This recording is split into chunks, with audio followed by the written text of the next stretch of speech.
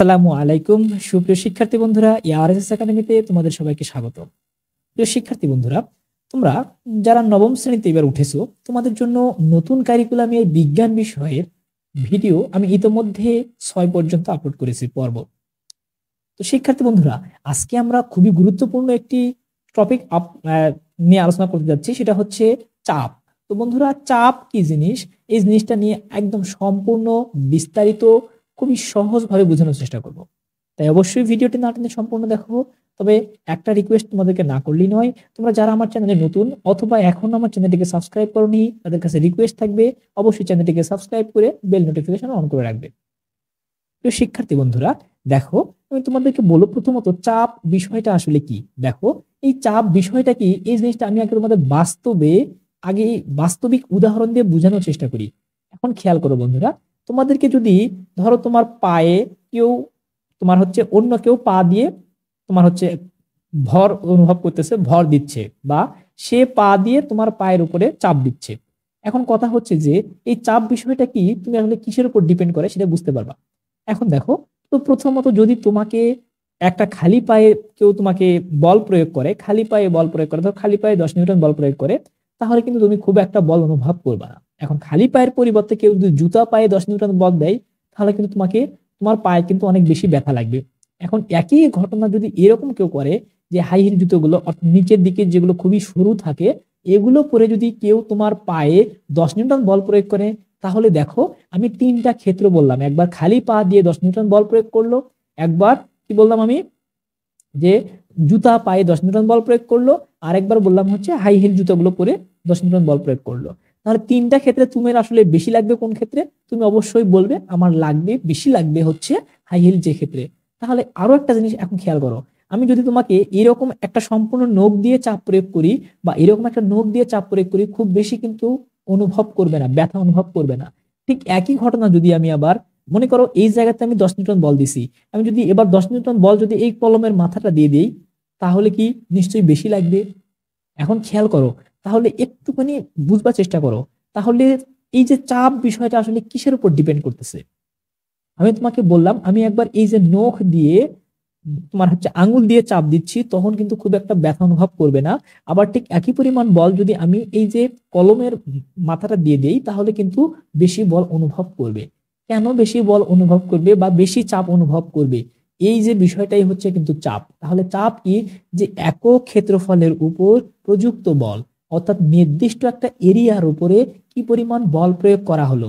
বল কি জিনিস সেটা কিন্তু আমরা বিগত ভিডিওতে আলোচনা করেছি, তাই অবশ্যই পূর্বের ভিডিওটি আগে দেখে নিবে।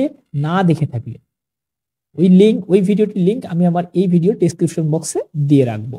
এবার দেখো, তাহলে আমরা কি বলতেছি, যে একটা নির্দিষ্ট এরিয়ার উপরে ধরে নিলাম এটা একটা নির্দিষ্ট এরিয়া, এই এরিয়ার উপরে যদি 10 নিউটন বল প্রয়োগ করা হয়, তাহলে এই বিষয়টাই হচ্ছে চাপ। অর্থাৎ নির্দিষ্ট একটা এরিয়া বা ক্ষেত্রফল নির্দিষ্ট ক্ষেত্রফলের উপর প্রযুক্ত বল, নির্দিষ্ট একটা ক্ষেত্রফলের উপর আমি কতটুকু বল প্রযুক্ত করব বা কতটুকু বল প্রয়োগ করব, এই বিষয়টাই হচ্ছে কি চাপ। তাহলে আমরা চাপকে প্রকাশ করব হচ্ছে পি দ্বারা। মনে রাখবা, চাপকে প্রকাশ করা হয় পি দ্বারা। কেন পি দ্বারা প্রকাশ করা হচ্ছে? কারণ চাপের ইংরেজি হচ্ছে প্রেসার, এই জন্য প্রেসার থেকে চাপকে পি দ্বারা প্রকাশ করা হয়। তাহলে পি ইকুয়াল আমরা সূত্র কি পাবো একটু খেয়াল করে দেখো তো। আমরা কি বলছি, যে একক ক্ষেত্রফলের উপর, একক ক্ষেত্রফল তার মানে ক্ষেত্রফলের মানটা কি থাকবে? নির্দিষ্ট ক্ষেত্রফলের উপর কি পরিমাণ বল প্রযুক্ত করব। একক ক্ষেত্রফলের উপর, এই যে ক্ষেত্রফলের উপর, একক ক্ষেত্রফলের উপরে কি পরিমাণ প্রযুক্ত বল, অর্থাৎ প্রযুক্ত বলটাই হচ্ছে কি চাপ। তাহলে একক ক্ষেত্রফলকে প্রকাশ করা হয়, মনে রাখবা, ক্ষেত্রফলকে প্রকাশ করা হয় এ দ্বারা।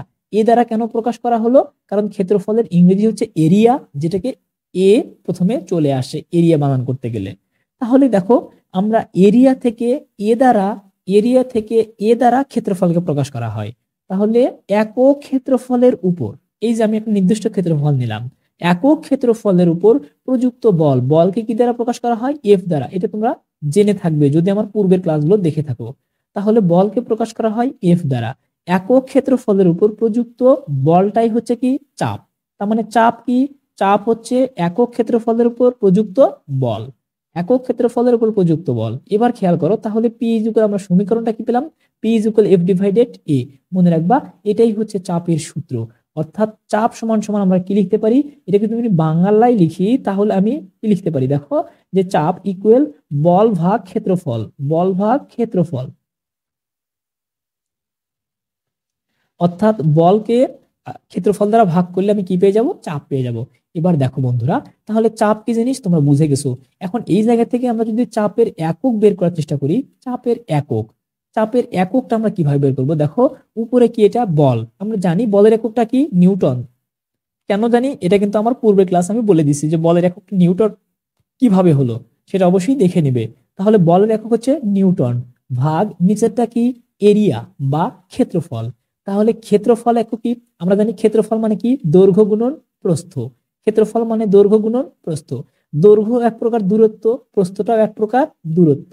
তাহলে আমরা পাচ্ছিটা কি আসলে, যে এখানে দৈর্ঘ্য গুণন কি? প্রস্থ।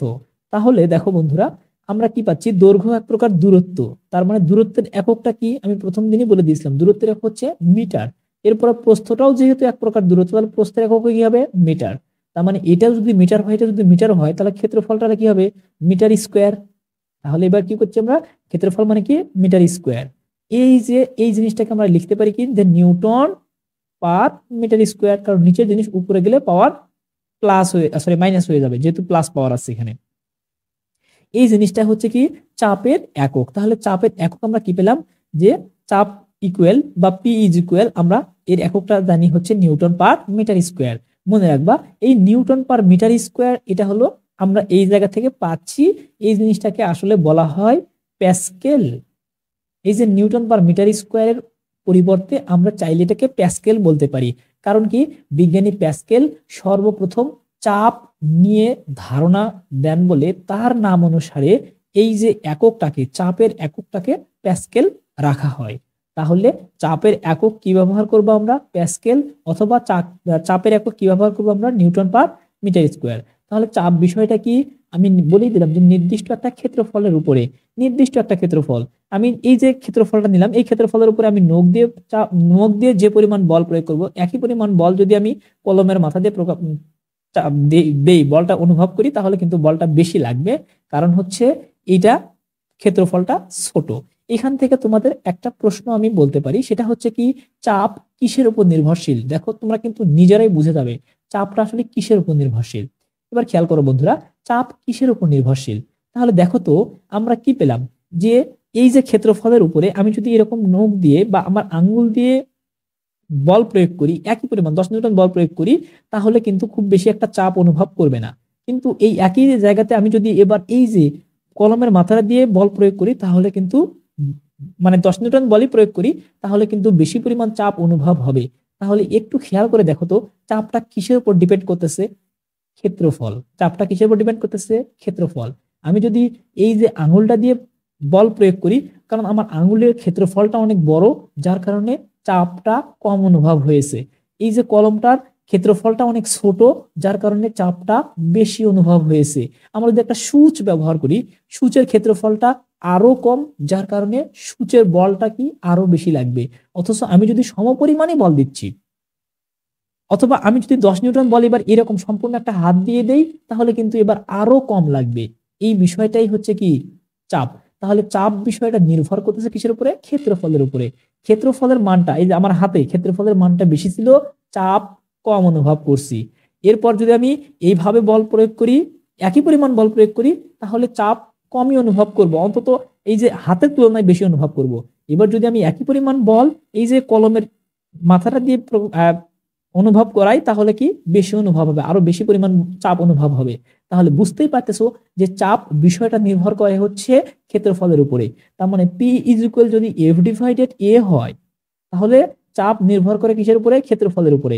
অর্থাৎ ক্ষেত্রফলের উপরে নির্ভরশীল। তার মানে ক্ষেত্রফলের সাথে আর পি এর সম্পর্কটা কেমন? ব্যস্তানুপাতিক। তার মানে ক্ষেত্রফলের মানটা যত বাড়বে, চাপের মানটা তত কি হবে? কমবে। এই যে আমি সম্পূর্ণ হাত দিছি, আমার হাতের ক্ষেত্রফলটা অনেক বড়, যার কারণে চাপ অনুভব কম হবে। আমি এই যে আঙ্গুল দিয়ে চাপ দিচ্ছি, আমার আঙ্গুলের ক্ষেত্রফলটা একটু ছোট, যার কারণে চাপ বেশি লাগবে। আমি একই পরিমাণ এর ক্ষেত্রফলটা আরো ছোট, যার কারণে আমি যদি এটা দিয়ে দেই আরো বেশি পরিমাণে চাপ অনুভব হবে। তাহলে তোমরা বুঝতেই পারতেছো যে চাপের মানটা বাড়বে কখন, যখন ক্ষেত্রফলের মানটা ছোট হবে। অর্থাৎ আমরা এখান থেকে কি বলতে পারি যে চাপ চাপ হচ্ছে কি, চাপ হচ্ছে ক্ষেত্রফলের ব্যস্তানুপাতিক। চাপ হচ্ছে ক্ষেত্রফলের ব্যস্তানুপাতিক, ক্ষেত্রফলের ব্যস্তানুপাতিক। মনে রাখবা, ক্ষেত্রফলের মানটা যত বাড়বে, এরিয়া ক্ষেত্রফল যত বাড়বে, চাপের মানটা তত কমবে। তো শিক্ষার্থী বন্ধুরা, এই কথাগুলো বা এই ক্লাসটি তুমি বুঝতে পারতেছো কিনা বা বুঝেছো কিনা সেটা অবশ্যই কমেন্টে জানিও। যদি বুঝে থাকো অবশ্যই বন্ধুদের মাঝে বেশি বেশি শেয়ার করে দিও যদি ভালো লেগে থাকে। পরবর্তী পর্ব দেখার আমন্ত্রণ রইল। ধন্যবাদ।